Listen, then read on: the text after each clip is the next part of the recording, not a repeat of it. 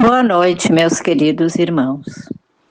Ao iniciarmos o nosso Evangelho, elevemos o pensamento a Deus, nosso Pai, de misericórdia infinita, a Jesus, abençoado Mestre de nossas vidas, e aos benfeitores amigos da espiritualidade, que dirigem e sustentam as atividades da nossa Casa Espírita, Eulália Nogueira. Que todos juntos possamos refletir sobre as mensagens de hoje.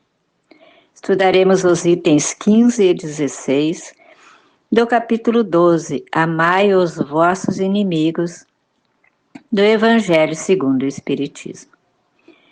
No item 15, o Espírito Agostinho, em Bordeaux, Paris, 1861, nos diz o seguinte: o homem do mundo, o homem feliz, que por uma palavra ofensiva, um motivo fútil, joga a vida que Deus lhe deu e joga a vida do seu semelhante, que só pertence a Deus, este é 100 vezes mais culpado que o miserável que, levado pela cobiça e às vezes pela necessidade, introduz-se numa casa para roubar e mata o que tenta impedir. Porque este é quase sempre um homem sem educação, com imperfeitas noções do bem e do mal, enquanto o duelista pertence geralmente à classe mais esclarecida. Um mata brutalmente, o outro com método e cortesia, o que faz a sociedade desculpá-lo. Acrescento mesmo que o duelista é infinitamente mais culpado que o infeliz, que, cedendo a um sentimento de vingança, mata no momento de desespero. O duelista não tem por desculpa o arrastamento da paixão, porque entre o insulto e a reparação sempre há tempo de refletir. Ele age, pois, fria e premeditadamente. Tudo é calculado e estudado para matar com segurança o seu adversário. É verdade que expõe também a sua vida, e é isso que justifica o duelo aos olhos do mundo, que o considera como ato de coragem e desapego à vida. Mas haverá realmente coragem quando se está seguro de si mesmo? O duelo, o resto dos tempos de barbárie, quando a lei era o direito do mais forte, desaparecerá com uma apreciação mais sã do verdadeiro problema da honra, à medida que o homem adquire uma fé mais ardente na vida futura. No item 16, Allan Kardec, finalizando este capítulo, assim nos esclarece: os duelos se tornam cada vez mais raros, e se ainda vemos de tempos a tempos dolorosos exemplos, o seu número não pode ser comparado ao de outrora. Um homem não saía de casa antigamente sem prever um encontro, tomando sempre as precauções necessárias.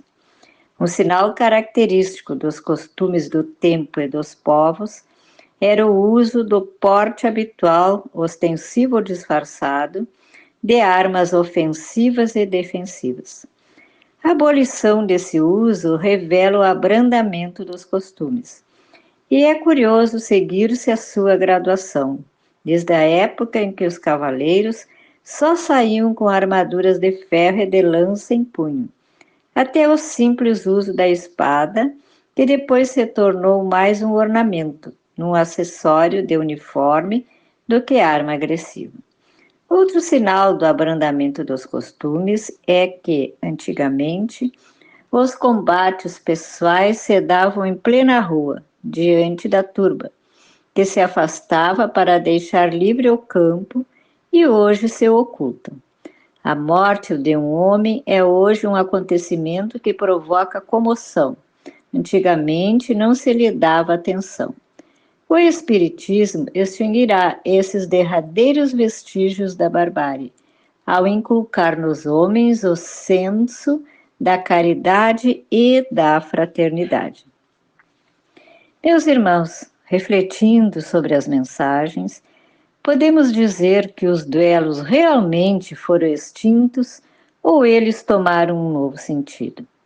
O Espírito Agostinho nos diz que o duelo desaparecerá quando houver uma análise mais justa do que significa verdadeiramente ponto de honra, que era e é o móvel de todas as contendas.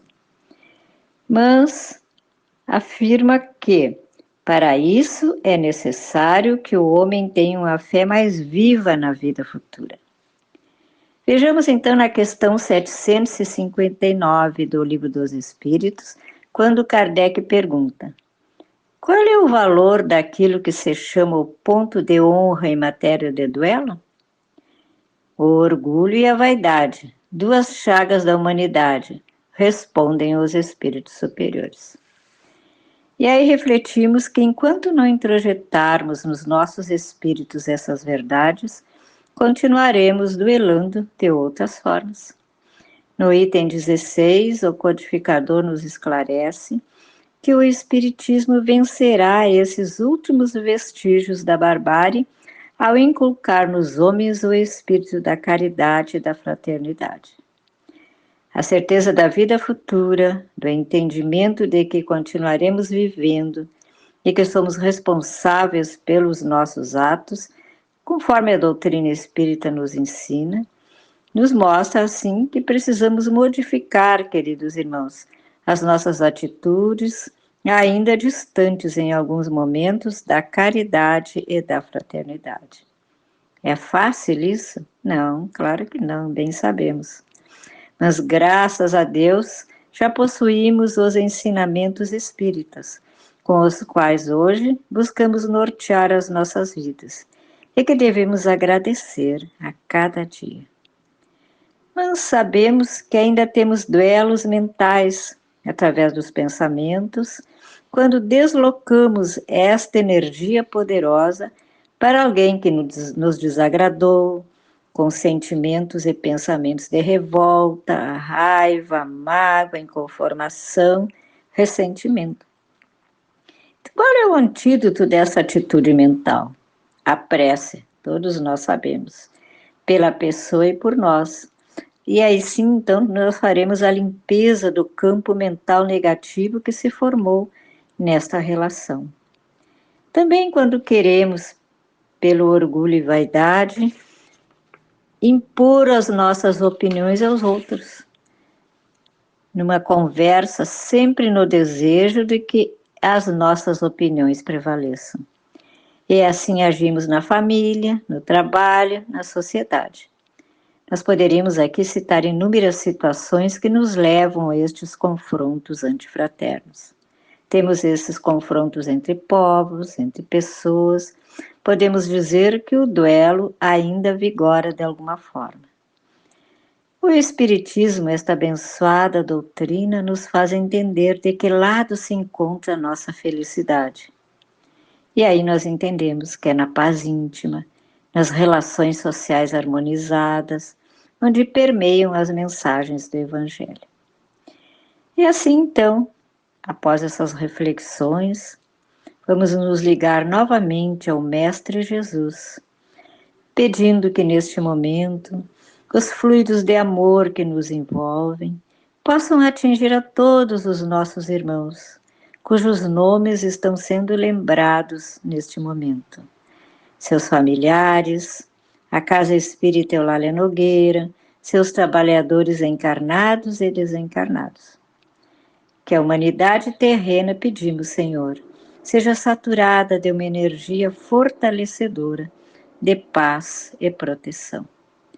Pedimos pela fluidificação das águas, nos lares que sempre estão sintonizados com esse trabalho de amor, a fim de que elas possam conter os medicamentos necessários para o fortalecimento dos nossos corpos, físicos e espirituais.